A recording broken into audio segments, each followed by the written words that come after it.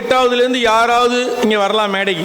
Sir இந்த கருத்தை சொல்லுது, நான் வந்து சொல்கிறேன். மேடைக்கு வந்து வாங்க, யார் வரீங்கன்னு பார்ப்போம். மேடைக்கு வாங்க, மறுபடி மைக் கொடுமா, வாங்க மேடைக்கு வாங்க, சீக்கிரம் வாங்க. இந்த நாடகம் என்ன கருத்து சொல்லுது? பேசக்கூடாது. அங்கே யாராவது 2-3 பேர் வரலாம், ரொம்ப பேர் வரக்கூடாது. டீச்சருக்கு அங்கே கொஞ்சம் அப்படியே தடை பண்ணுங்க. ரொம்ப பேர் வரக்கூடாது. ஒரு 5 பேர் வரலாம், ரொம்ப பேர் வரக்கூடாது. வாங்க.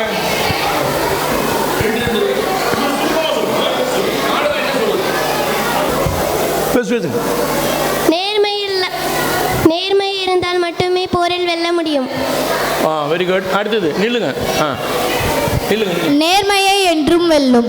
நேர்மையை என்றும் வெல்லும். அடுத்தது அங்க பேராசைப்பட்டு உண்மையை மறைத்து பொய்யான முகத்தை காட்டுவதை விட உண்மையான முகத்தை காட்டி வெற்றி பெறுவதே நன்மை.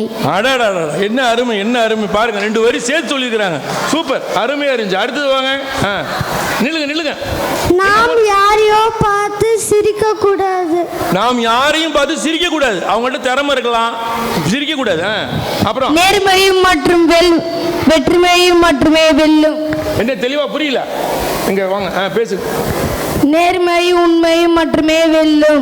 நேர்மையும் உண்மையும் மட்டுமே வெல்லும். சூப்பர். நேர்மையை மட்டும் நாம் நம்ப வேண்டும். நேர்மையை மட்டுமே நாம் நம்ப வேண்டும். அருமை அருமை. கையில சோறு.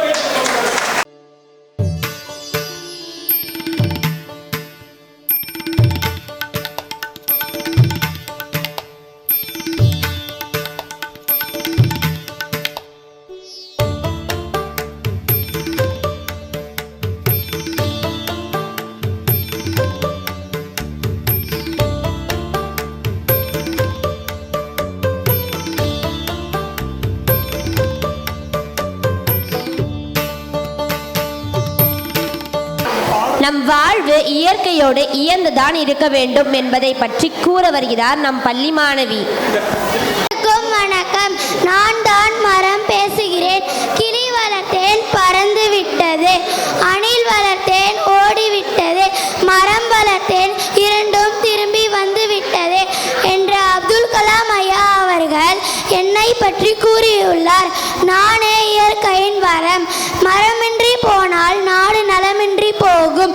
நாடு நலமின்றி போனால் மக்கள் வளமின்றி போவார்கள். நீரின்றி அமையாது உலகு என்றார் திருவள்ளுவர். ஆனால் அந்த மழை நீரை தருவதும் நானே. மனிதா, உன் வாழ்க்கைக்கு தேவையான காற்று, மழை, காய், கனி ஆகியவை என்னிடமிருந்தான் கிடைக்கின்றது. உங்களுக்கு தேவையான ஆக்சிஜன் என்னிடமிருந்தான் கிடைக்கின்றது. உங்களுக்கு நிழல் தருவதோடு மண்ணில் வேரோடு இருப்பதால் மண்ணரிப்பை தடுக்கவும் உதவுகிறேன். விலங்குகளுக்கும் பறவைகளுக்கும் வாழ்விடமாக திகழ்கிறேன். உங்களுக்கு உங்கள் தேவைக்காக மரத்தை வெட்டுவதில் எந்த தவறும் இல்லை. ஆனால் ஒரு மரத்தை வெட்டினால் 2 மரங்கள் நட வேண்டும். ஆனால் நீங்களோ சாலை விரிவாக்கம், பாதாள சாக்கடை, விமான தளம், தொழிற்சாலை அமைப்பதற்காக என்னை வெட்டி விடுவீர்கள். என் மீது நீங்கள் கற்களை எறிந்தாலும் நான் உங்களுக்கு கனிகளை தருவேன். நீங்கள் எனக்கு தீமை செய்தாலும் நான் ஒருபொழுதும் தீங்கு செய்ய மாட்டேன். இனி வரும் காலங்களாவது மரங்களை பாதுகாத்து எதிர்கால சந்ததிக்கு மரத்தின் நன்மையை உணர்த்துங்கள். மனிதனுக்கு அழகு மனம், புவிக்கு அழகு மரம். என்னை வாழ விடுங்கள், உங்களை வாழ வைக்கிறேன். நன்றி. மரத்தை பத்தி ரொம்ப அருமையா பேசியிருக்கீங்க. அவசியத்தை பற்றி பாடல் பாட போகின்றோம்.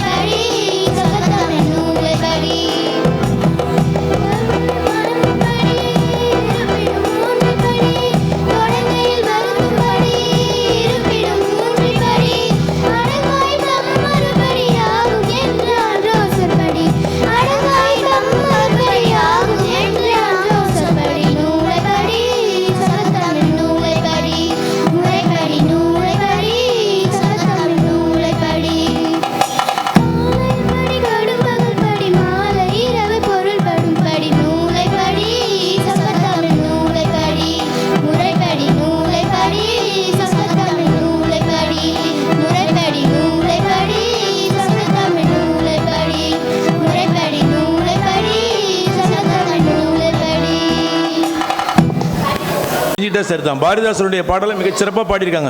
முன்னாடி ஒருத்தர் நின்றுட்டு இருந்தார், அவர் யார்? அவர் பாரதிதாசன். Very good, super. புரட்சி கவிஞர் பாரதிதாசன். பாரதிதாசன் எந்த ஊர்?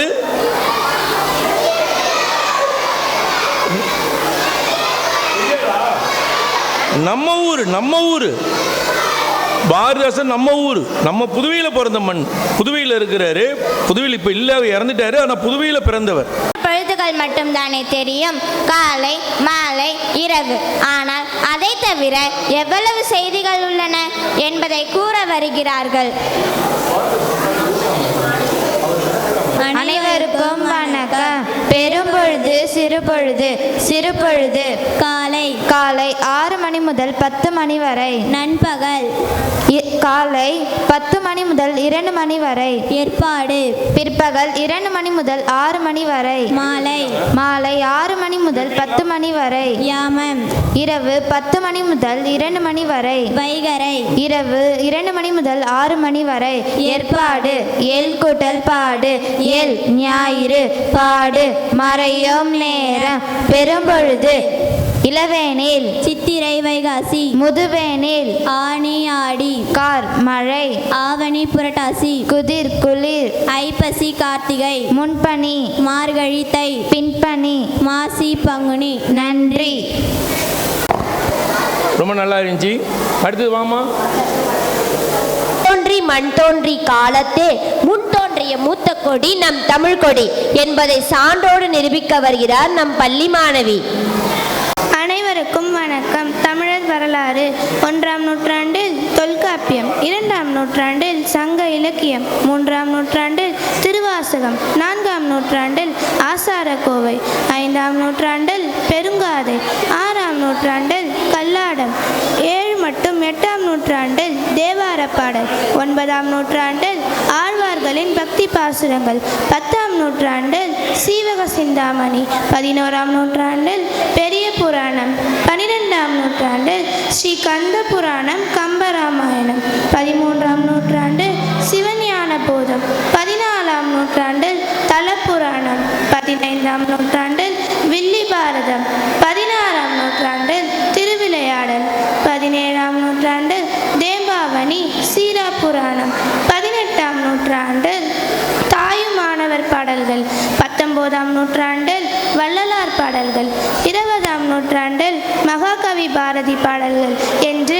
20 நூற்றாண்டு வரலாறு நம் தமிழர்களுக்கு மட்டுமே உள்ளது. நன்றி.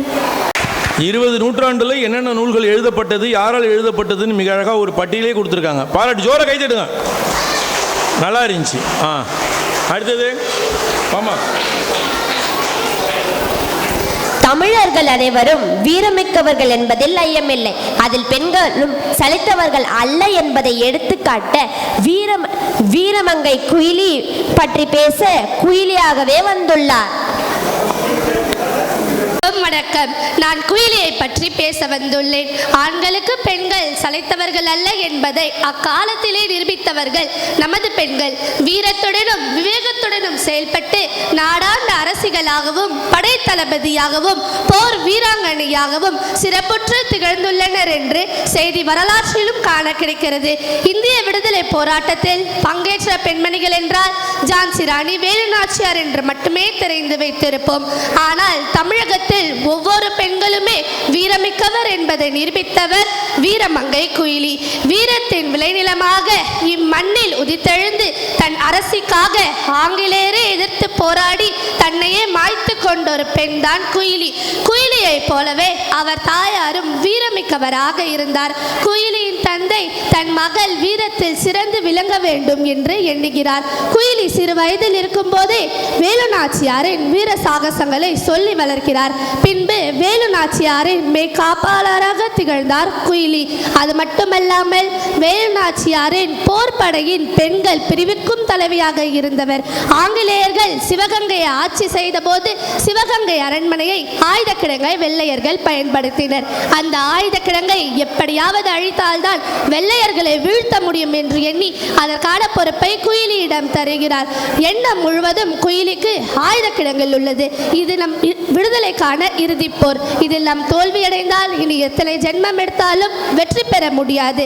வெற்றிக்கு வழிகாட்டி ஒளிரூட்டப் போகிறேன், என்னை தடுக்காதீர்கள் என்று கூறியபடியே தன் உடலை நெய்யால் குளிப்பாட்டி பந்தத்தோடு ஓடி ஆயுத கிடங்கில் குதித்து ஆங்கிலேயர்களை ஆயுதமற்றவர்களாக நிறுத்தி வெற்றியை தர தன் உயிரையும் துச்சமும் எண்ணாமல் பலியிட்டு கொண்டால் குயிலி. குயிலியின் வீரத்தை என்றும் மறக்க முடியாது. விடுதலைக்கு வித்திட்ட குயிலியின் வீரத்தை தமிழக வரலாற்றிலும் மட்டுமல்ல இந்திய வரலாற்றிலும் பொறிக்கப்பட வேண்டிய ஒன்றாகும். நன்றி. சுதந்திர போராட்டத்தில் ஆண்கள் மட்டும் பணியாற்றவில்லை, பெண்களும் பணியாற்றி இருக்கிறார்கள். ஏராளமான பெண்கள் பணியாற்றி இருக்கிறார்கள். அந்த வரலாற்றெல்லாம் படிச்சீங்கன்னா ஆச்சரியமாக இருக்கும். இந்திய நாட்டின் எழுச்சி விடுதைகள் ஒரு நூல்லாம் இருக்குது. அந்த நூல்கள்லாம் பார்க்குறப்ப பெண்களெல்லாம் எவ்வளோ பேர் பணியாற்றியிருக்காங்க. பெண்கள் தன்னுடைய உடம்புல வெடிகுண்டுகளை கட்டி கொண்டு ஆங்கிலேயருடைய ஜீப்பில் அடியில் போய் வெடிக்க வச்சுருக்காங்க. எங்கே கேள்விப்பட்டிருக்கீங்களா? வியப்பாக இருக்கும். பெண்கள் வெடிகுண்டுகளை உடம்புல கட்டிக்கிட்டு வெள்ளக்காரங்களுடைய ஜீப்பு உள்ள போய் வெடிக்க வச்சு செதற வச்சிருக்கிறாங்க.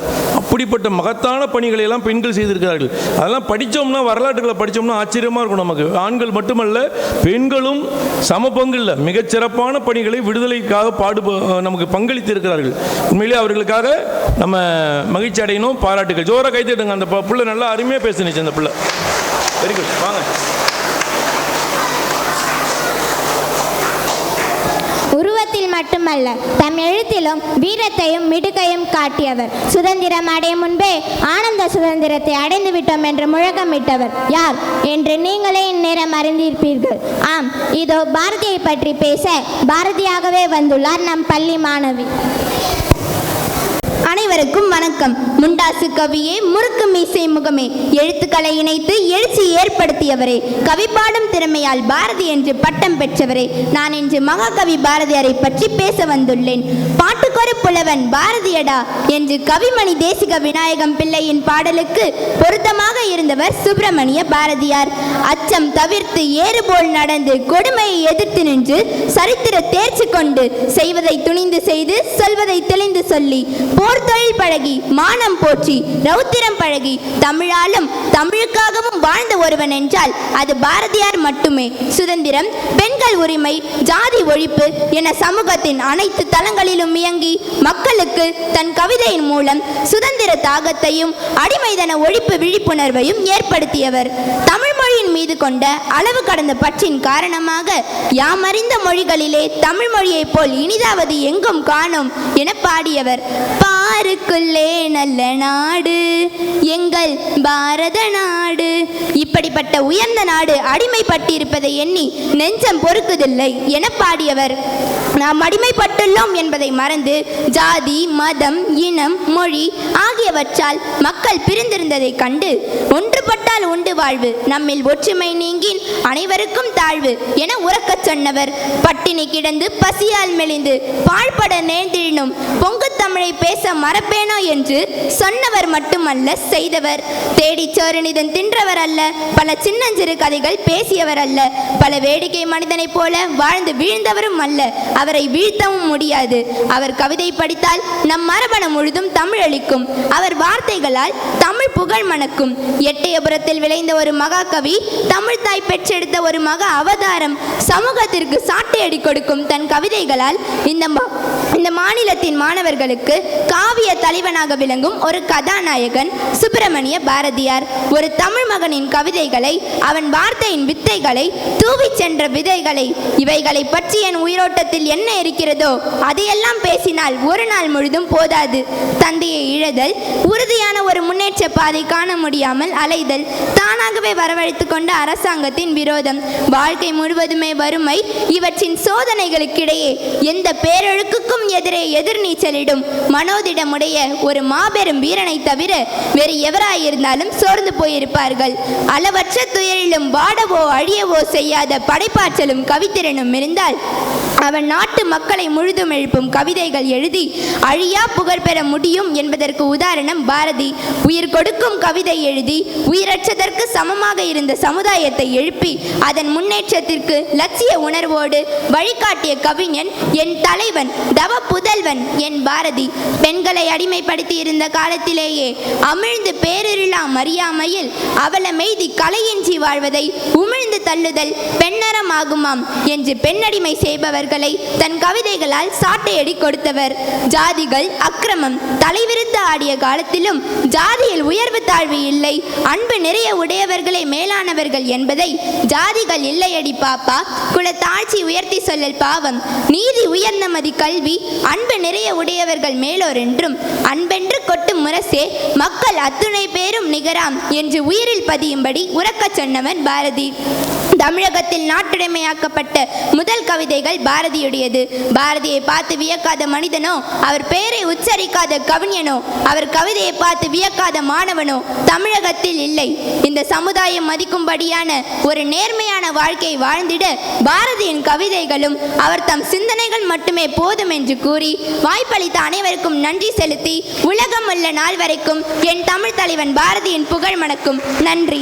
வணக்கம். அருமையான உரை கொடுத்துருக்குறாங்க. பாரதியார் எட்டயபுரத்தில் பிறந்தார்னு சொன்னாங்க. என்னுடைய வாழ்நாளில் மிகப்பெரிய விஷயமாக இப்போ தான் ஒரு மாதத்துக்கு முன்னாடி எட்டயபுரத்துக்கு போய் பாரதியார் பிறந்த மண்ணை மிதித்து விட்டு பாரதியார் பிறந்து ஓடி ஆடிய வீட்டிலே நாங்கள் விழுந்து வணங்கி, நானும் மனைவியும் சென்றோம். விழுந்து வணங்கி அந்த வீட்டில் இருக்கக்கூடிய சிலைக்கு மாலை அணிவித்து விட்டு அவங்க அங்கேருந்து மணிமண்டபம் ஒன்று இருக்குது, அந்த பக்கத்திலே மணிமண்டபம் கட்டி வச்சுருக்காங்க. அங்கே வந்து முழு உருவச் சிலை இருக்குது. அந்த மணிமண்டபத்துக்கும் போய் அந்த முழு உருவச் சிலைக்கு மாலை போட்டுட்டு கிட்டத்தட்ட 3 மணி நேரம் பாரதி சுவாசித்து விட்டு சென்ற அந்த காற்றை சுவாசித்து விட்டு நாங்கள் வந்தோம்.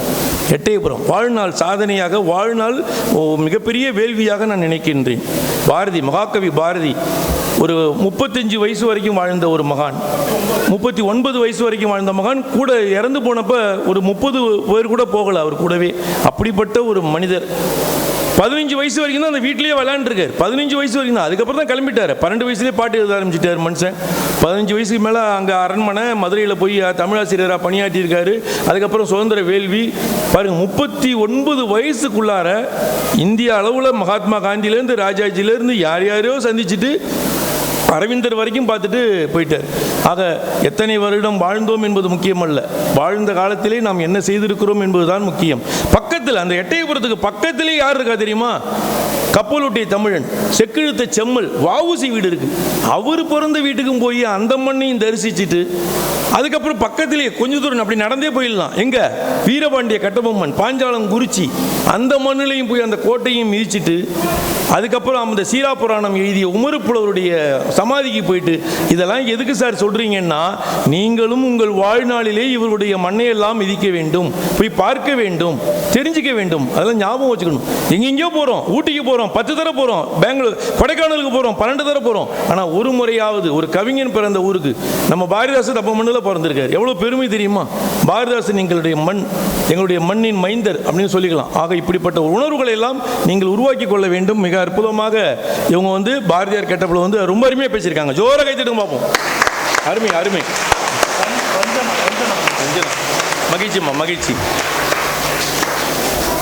பெண்ணியத்துக்கு உயிர் கொடுத்த ரஞ்சனாவே இங்கே வந்து பாரதி வேஷம் போட்டு ஒரு பெண்ணுகிட்ட இருந்தால் பாரதி பெண்மையுடைய உணர்வுகளை புரிஞ்சுக்கிட்டார் தெரியுமா? அந்த அம்மையார் பேர் என்ன? பாரதி பெண் கவிதையே ரொம்ப எழுதவே இல்லை. நிவேதிதா அம்மையாரை போய் சந்தித்த பிறகு தான் அவர் பெண்களை பற்றி அதிகமாக எழுத ஆரம்பித்தார், அதிகமாக சிந்திக்கவே ஆரம்பித்தார். அந்த பெண்ணை இன்னைக்கு பாரதி கட்டப்பில் வந்திருக்காங்க. மிகப்பெரிய விஷயம். ஓகே, மகிழ்ச்சி. கேழ்வரகு கூழ் பிடிக்குமா? பீட்சா பர்கர் பிடிக்குமா? பீட்சா பர்கருக்கே வாக்கு விகிதம் அதிகமாக உள்ளது. கவலை வேண்டாம். ஆரோக்கிய உணவா துரித உணவா என்ற தலைப்பில் ஒரு பட்டிமன்றமே நடத்த வருகிறார்கள். அனைவருக்கும் வணக்கம். இன்று இலக்கிய மன்ற விழாவை முன்னிட்டு சிறப்பு பட்டிமன்றம் நடைபெற உள்ளது. இதன் தலைப்பு ஆரோக்கிய உணவா துரித உணவா. இந்த இரு அணிகளுக்கும் வாழ்த்துக்களை தெரிவித்துக் கொள்கிறேன். முதலில் ஆரோக்கிய உணவு பற்றி பேச வருகிறார் யாக்கூப் அவர்கள். அனைவருக்கும் வணக்கம். நான் பேச போகும் தலைப்பு ஆரோக்கிய உணவு. மனிதனின் அடிப்படை தேவைகள் உணவு, உடை, இருப்பிடம். இந்த மூன்றிலும் முதலிடம் உணவுக்கு. காரணமில்லாமல் காரியமில்லை என்பவர்கள் பெரியோர்கள். அதுபோல தமிழர்களின் உணவு பழக்கத்தின் பின்னால் அறிவியல் பூர்வமான பல ரகசியங்கள் புதைந்திருக்கின்றது. இதற்கான ஆதாரங்கள் சங்க இலக்கிய நூல்களில் காணலாம். இன்றைய உலகில் உணவு முறையில் பல்வேறு கட்டமைப்புகள் கடைபிடிக்கப்படுகின்றது. ஆனால் எதை சாப்பிட வேண்டும் என்பது மட்டுமல்லாமல் எப்படி சாப்பிட வேண்டும், எதற்காக சாப்பிட வேண்டும், என் நேரத்தில் சாப்பிட வேண்டும், எப்படி அமர்ந்து சாப்பிட வேண்டும் என்று எப்பொழுதோ எழுதி வைத்த மரபு நம் தமிழ் மரபு மட்டுமே. அதை யாரும் மறந்து விடாதீர்கள். இன்றைய நவீன உலகில் வளர்ந்து வரும் பஃபே சிஸ்டமும் நின்று கொண்டே உணவு அருந்தும் முறையும் பிற்காலத்தில் வரும் என்று முன்னமே கணித்தார்களோ என்னமோ. நம் முன்னோர்கள் நமக்காகவே ஆசார கோவையில் இந்த பாடல் கிடந்து உண்ணார், நின்று உண்ணார், வெள்ளிடையும் உண்ணார், சிறந்து மிக உண்ணார் என்ற பாடலின் பொருள் படுத்துக்கொண்டோ சாய்ந்து கொண்டோ நின்று கொண்டோ திறந்த வெளியிலோ சுவையாக இருக்கிறது என்பதற்காக அளவுக்கு அதிகமாகவும் உண்ணக்கூடாது. உண்ணும் நெறிமுறைகள் தவறி உண்ணக்கூடாது. எப்படிப்பட்ட திட்டமுறையையும் வகுத்துள்ளனர் நம் முன்னோர்கள் என்பதை நினைக்கும் போது மிகவும் வியப்பாகவே உள்ளது. எனவே இன்றைய தலைமுறை மட்டுமல்ல, எத்தனை தலைமுறைகள் வந்தாலும் நல்ல ஆரோக்கியமான வாழ்வை வாழ நம் முன்னோர்கள் பின்பற்றிய உணவு முறையே சிறந்தது. துரித உணவு உடலுக்கு நன்மை தராது என்று கூறி விடைபெறுகிறேன். நன்றி. நம் தமிழ் மொழியின் பண்பாடு, கலாச்சாரம் எவ்வாறு பின்பற்றினார்கள் என்பதை மிக்க சான்றுடன் மிக அருமையாக கூறினார். அடுத்ததாக துரித உணவு பற்றி பேச வருவர் சிவானி அவர்கள். அனைவருக்கும் வணக்கம். நான் துரித உணவின் அணியிலிருந்து பேச வந்திருக்கிறேன். நடுவர் அவர்களே, நீங்களே சொல்லுங்கள். ஆரோக்கிய உணவு பற்றி பேச வந்தவர்களும் மற்றும் இந்த அரங்கில் உள்ள யாருக்குமே துரித உணவு பிடிக்காதா, இல்லை ருசித்திருக்கத்தான் மாட்டார்களா? நானும் ஒரு சில நாட்களில் துரித உணவை ருசித்திருக்கிறேன். எதிரணியினர் கூறினார்கள், நம் முன்னோர்கள் நின்று கொண்டு சாய்ந்து கொண்டெல்லாம் உணவருந்த கூடாது என்று. ஐயா, நிற்க கூட நேரமில்லாமல் பரபரப்பாக ஓடிக்கொண்டிருக்கும் இந்த காலகட்டத்தில் நாம இருக்கோம். நம் வாழ்க்கை முறையே வேகமானது என்பதால் அதற்கு ஏற்றாற்போல் மாறிக்கொள்வதில் என்ன தவறு? இன்றைய காலத்தில் துரித உணவு மக்களுக்கு முக்கிய அன்றாட உணவாக மாறி வருகிறது. நம் எதிரணியினர் கூறினார்கள், துரித உணவில் நன்மை இல்லை என்று. ஏன் இல்லை? தினமும் ஆரோக்கிய உணவென்று நீங்கள் உண்ணும் சாம்பார், தயிர், ரசம், கீரை, முட்டை, மீன் என ஒரு வாரத்துக்கு பட்டியல் போட்டு சாப்பிடுவீங்க. அடுத்த வாரம் ஏதோ புதுசா சமைப்பாங்கன்னு யோசிச்சா அதே இட்லி, ரசம், சாம்பார் தான். இதில் ஒன்றும் மாற்றம் இல்லையே.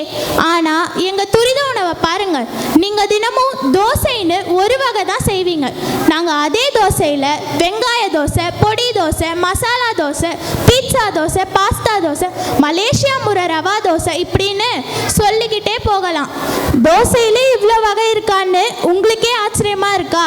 ஆமாங்க, இவ்வளவு சுவை இருக்கிறது என்றால் அது துரித உணவு மட்டும்தான். எனவே கால மாற்றத்திற்கு ஏற்றாற்போல் நாமும் மாற வேண்டும்.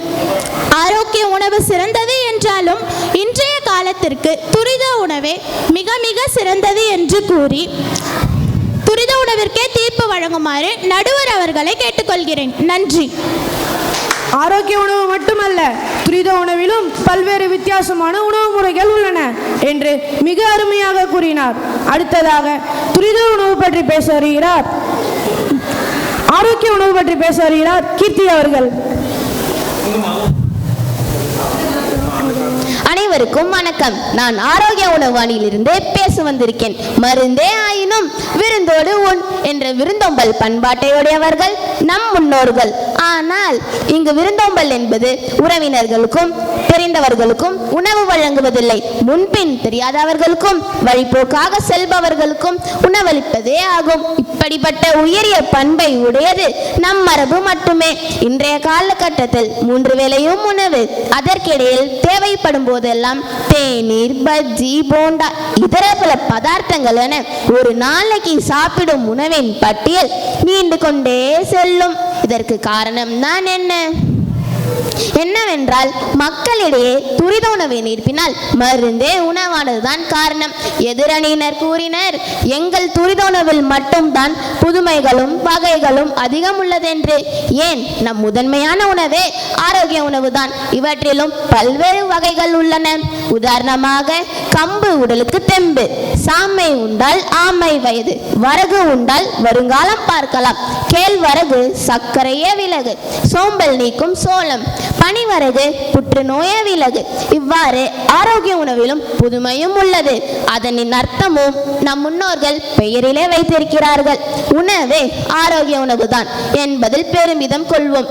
எது உனக்கு உணவாக இருக்கிறதோ அதுவே உனக்கு மருந்தாக இருக்க வேண்டும் என்ற கொள்கைப்படி வாழ்ந்தவர்கள் நம் தமிழர்கள். ஆனால் இன்று மருத்துவர்கள் கொடுக்கும் மாத்திரையே உணவாக உண்ணும் நிலைமைக்கு தள்ளப்பட்டிருக்கிறோம். இந்த அவல நிலைக்கு காரணம்தான் என்ன? நம்மிடமே பரவி வரும் துரித உணவு கலாச்சாரம் தான். முன்பு ஏதோ ஒரு மூலையில் அங்கொன்றும் இங்கொன்றுமாக இருந்த துரித உணவு கூடங்கள் இன்று தெருக்கு தெரு முளைத்திருக்க காரணம் அதற்கு நாம் அடிமையாக கிடைப்பதுதான் சாட்சி. தேங்காய் எண்ணெய், நல்லெண்ணெய்களை சமையலுக்கு பயன்படுத்தாமல் ரீஃபைண்ட் ஆயில் என்னும் நச்சை வாங்கி பயன்படுத்தி நம் உடமை நச்சு கூடமாக்கி உள்ளோம்.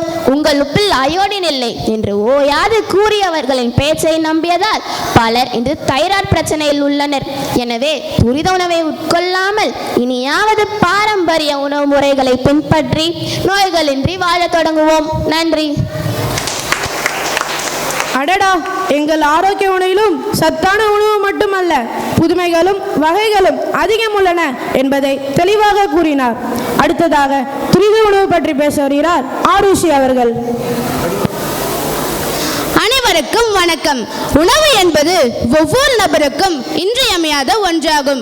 இன்று அறிவியல் வளர்ச்சி, நாகரிக எழுச்சி, உலகமயமாதல் போன்ற நவீனங்களால் உலகில் எங்கோ விளைந்த பொருட்கள் நமக்கு உணவாக வந்து சேருகிறதென்றால் அதை அனுபவித்துக் கொள்வதுதானே சிறந்தது. ஏன் அதை ஆராய்ச்சி செய்ய வேண்டும்? எதிரணியினர் கூறினர், எது உனக்கு உணவாக இருக்கிறதோ அதுவே உனக்கு மருந்தாக இருக்க வேண்டும் என்று கூறினார்கள். ஐயா, இன்று பள்ளியை விட்டு வீட்டிற்கு செல்லும் குழந்தை கூட வீட்டிற்கு போனவுடனே அம்மா மேகி வேணும் அப்படின்னு அழுகுது. வெறும் உணவு மட்டும் உட்கொண்டால் போதுமா? அதில் சுவை, மனம், மகிழ்ச்சி என்று ஏதும் வேண்டாமா ஐயா?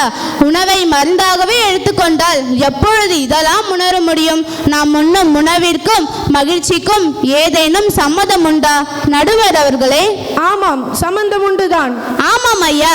உதாரணமாக பிரியாணி பிரியர்களாக இருந்து நேரம் கேட்ட நேரத்திலும் பிரியாணி, சிக்கன், துரித உணவு எல்லாம் கிடைத்தால் அப்படியே பசியுடன் இருப்பது போலவே அள்ளி அள்ளி சாப்பிடுவோம்.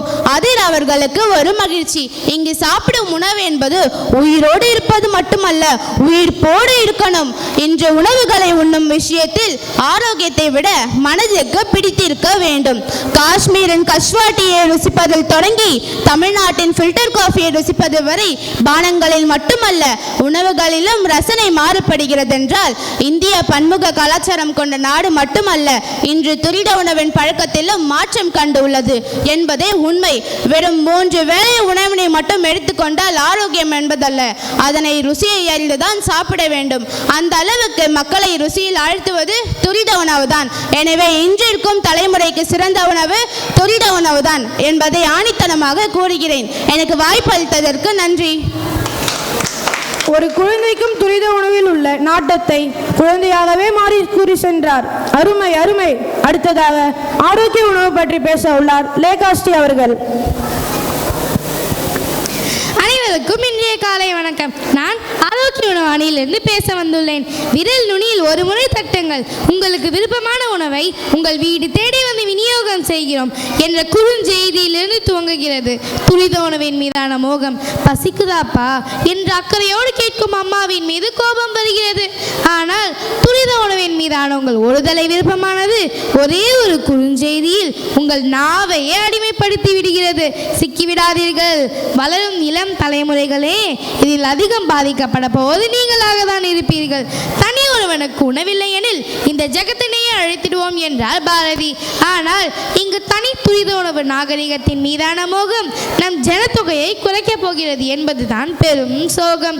இங்கு நாக்கை அடக்க மறுத்து யாக்கையை இழந்தவர்கள் பல பேர். எதிரணியினர் சொன்னார், அந்த ஆரோக்கியமுடைய உணவில் என்னதான் இருக்கிறது என்று. எங்கள் முன்னோர்கள் வாழையிலை கழுவி வகை வகையாய் உணவிட்டு கால்கள் மடக்கி கட்டாந்தரை வழங்கி கட்டுடல் மேனி கொண்ட கண்ணியராய் காளையராய் பலம் வந்த மரபுங்கள் நம்முடையது. ஆனால் உண்மை என்ன தெரியுமா? இன்றைய நிலை வழிநடையில் காண்பதெல்லாம் வாய்க்குள் போட வேண்டியது, பிறகு வைத்தியத்தை அணைக்க சொல்லி இந்த வைத்தியரிடம் வர வேண்டியது. எச்சரிக்கையோடு இருங்கள். உங்கள் உணவு குழாய்க்குள் செலுத்தப்படுகிற துரித உணவின் விளைவுதான் உங்கள் இரத்த குழாய்களை அடைக்கிறது. புறத்தோற்றத்திற்காக உணவில் சேர்க்கப்படுகின்ற வேதிப்பொருட்கள் அதுதான் புற்றுநோயை உண்டாக்கும். எல்லை கடந்த இனிப்பு சுவையின் மோகம்தான் உடல் எடையை அதிகரிக்கிறது. பெற்றோர்களே, குழந்தைகளுக்கு சொல்லுங்கள், நம் முன்னோர்கள் கண்டெடுத்த கம்பு களி, கேழ்வரகு கூழ், அடுப்பில் வேக வைத்தெடுத்த இட்லி இடியாப்பங்களை மறைத்து அண்டை நாட்டில் நூடுல்ஸ் என்று சொல்லப்பட்டது. போதும், கதறுகிறது வயிறு. மீண்டும் அவரவர் வாழ்வில் ஆரோக்கியமான உணவை எடுத்துக்கொள்ள சற்று வழிவகுத்துக் கொள்ளுங்கள். உண்ட வயிறே உங்களை வாழ்த்தும். அரிது அரிது மானிடராய் பிறத்தல் அரிது என்ற அவையின் வாக்குப்படி இறைவன் நமக்கு கொடுத்த இந்த மேன்மையான மானுட வாழ்வினை வாழ்நாள் முழுவதும் நோயின்றி பாதுகாத்து ஆரோக்கியமாக வாழ வேண்டும். எனவே ஆரோக்கிய உணவிற்கே தீர்ப்பு வழங்குமாறு நடுவர் அவர்களை கேட்டுக்கொள்கிறேன். நன்றி. நாம் ருசிக்கு தான் அடிமைப்பட்டுள்ளோம், சத்தான உணவை மறந்தோம் என்பதை நல்ல விளக்கத்துடன் கூறினார். இறுதியாக இஷான் என்பவர் துரித உணவு பற்றி பேச உள்ளார். அனைவருக்கும் வணக்கம். எதிரணிகள் எப்பொழுதும் துரித உணவை குறை சொல்லதான் செய்வார்கள். அவர்களுக்கு அதில் உள்ள சுவையே தெரியாது. ஒரு உதாரணமாக சர்க்கரை நோயாளி ஒருவர் இருக்கிறார் என்று எடுத்துக்கொள்ளலாம்.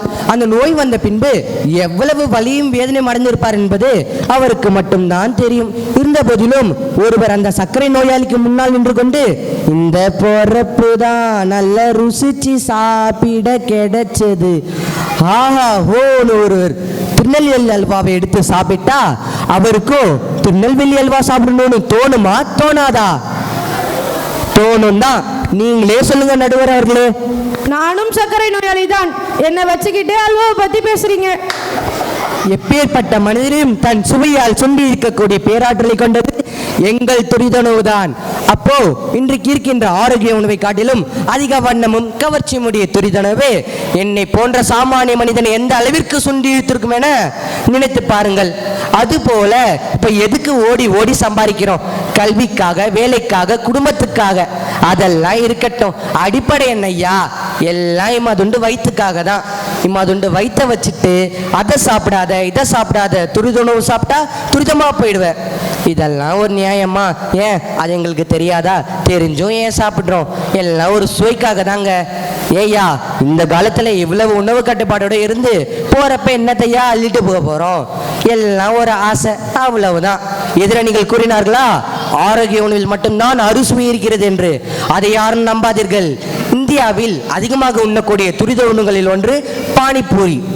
அந்த பூரி எடுத்து சாப்பிடும் பொழுது ஒரு பக்கம் புளிப்பு, ஒரு பக்கம் இனிப்பு, ஒரு பக்கம் காரம், ஒரு பக்கம் துவர்ப்பு என அறுசுவையும் நாக்களை தாண்டவமாடி உச்சந்தலையிலிருந்து உள்ளங்கால் வர சுறுசுறுன்னு எறும்பாருங்க. நடுவரார்களே, நீங்க பானிபூரி சாப்பிட்டு அறுசுவையை ருசிச்சிருக்கீங்களா? எப்போதாவது ருசித்திருக்கிறேன். அப்போ துரித உணவிலும் அறுசுவை இருக்கிறது என்று அனைவரும் நம்புகிறீர்களா? ஏன் சார், அந்த துரிதனவு தந்த ரசனை சுவைக்கு முன்னாடி ஒரு சாமானியனாக சொல்கிறேன், எங்களால் அந்த துரிதனவை விடவே முடியாது. காற்று மாசுபடுகிறது என்பதற்காக நாம் இன்று வாகனங்களில் செல்லாமல் இல்லை, வயல்வெளிகள் அழிக்கப்படுவதற்காக நாம் வீடு கட்டாமல் இல்லை, அதுபோல ஆரோக்கியம் பாதிக்கப்படுகிறது என்பதற்காக துரிதனவை சுவைக்காத மனிதர்களே இல்லை இல்லை இல்லை. நான் பட்டிமன்றத்திற்கு வரும் வழியில் கூட நடுவர் அவர்களை பார்த்தேன். அவர் கூட அந்த அறுசுவைமிக்க பானிபுரியை தான் ருசித்துக் கொண்டிருந்தார். உங்க அணிக்கு நான் தீர்ப்பு வழங்கணும், அதுக்காக இப்படியா? எனவே எங்களுக்கு தான் தீர்ப்பு வழங்குவார் என நினைக்கிறேன். நன்றி. இவர் பேசியதை பார்த்தால் ஆரோக்கிய உணவை விட துரித உணவே சிறந்தது என்று நம்மை மதிமயங்க வைத்திடுவார்கள் போல. இப்பொழுது இருக்கும் நவீன உலகில் என்னதான் ஓடி ஓடி உழைத்தாலும் கடைசியில் நாம் தவறவிட்ட செல்வம் ஆரோக்கியம்தான். எந்த உணவாக இருந்தாலும் சரி, நம் உடலுக்கு ஏற்றதா என அறிந்து உண்பதுதான் சிறந்தது. ஏனெனில் உடலை பேணி காப்பது நம் கடமை அல்லவா? எனவே தீர்ப்பை உங்கள் கையிலே ஒப்படைக்கிறேன். பட்டிமன்றத்தில் பங்கேற்ற அனைவருக்கும் வாழ்த்துக்களை தெரிவித்து விடைபெறுகிறேன். நன்றி, வணக்கம்.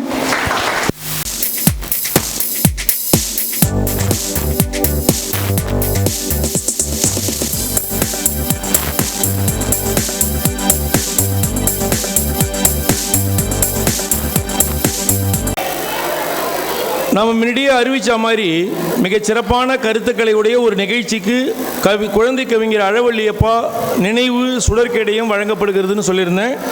அந்த மாதிரி இந்த ப்ரோக்ராமில் துரித உணவா ஆரோக்கியமான உணவா அப்படின்னு ரொம்ப அருமையாக பட்டிமன்றத்தில் ரொம்ப நல்லா பேசியிருக்காங்க.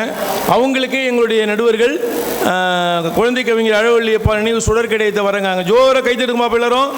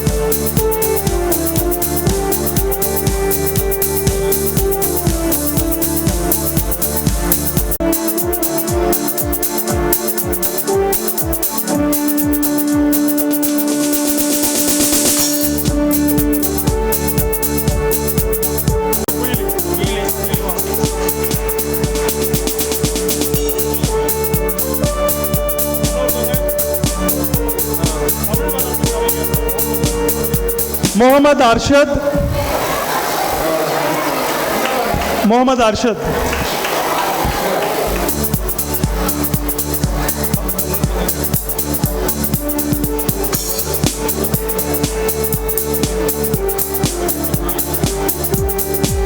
तंजै पेरिय कोयल जशिका माँ जशिका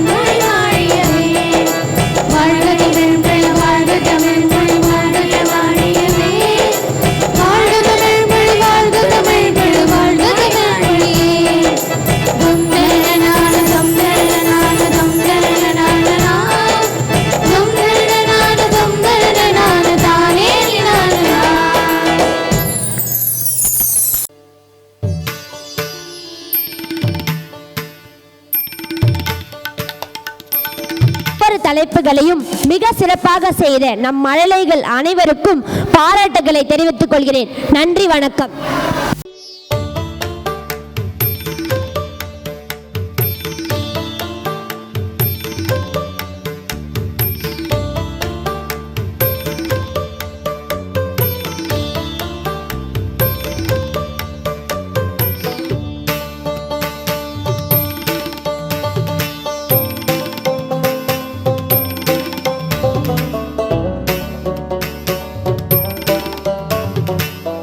மொழிகளிலே சிறந்த பிறந்த மொழியாகிய எனது அன்னை தமிழை வணங்கி எனது நன்றியுரையை தொடங்குகிறேன். இப்படி ஒரு அற்புதமான சிறுவர்கள் இலக்கிய நிகழ்ச்சியை எங்களுக்காக செய்து கொடுத்த உங்கள் ஒவ்வொருவருக்கும் நன்றியை தெரிவித்துக் கொள்கிறேன். மேலும் எங்களோடு நின்று எங்களை நெறிப்படுத்திய சிறப்பு விருந்தினர் அவர்களுக்கும் எங்களது நன்றியை தெரிவித்துக் கொள்கிறேன். எங்களுக்கு பயிற்றுவித்த ஒவ்வொரு ஆசிரியர் பெருமக்களுக்கும் எங்களது நன்றியை தெரிவித்துக் கொள்கிறோம்.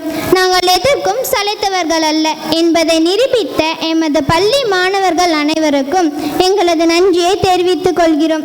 இந்த இலக்கிய விழாவை எங்கள் அனைவருக்கும் மறக்க முடியாததாக மாற்றி கொடுத்த உங்கள் ஒவ்வொருவருக்கும் எங்களது நன்றியை தெரிவித்துக் கொண்டு வாய்ப்புக்கு நன்றி கூறி விடை பெறுகிறேன். நன்றி, வணக்கம்.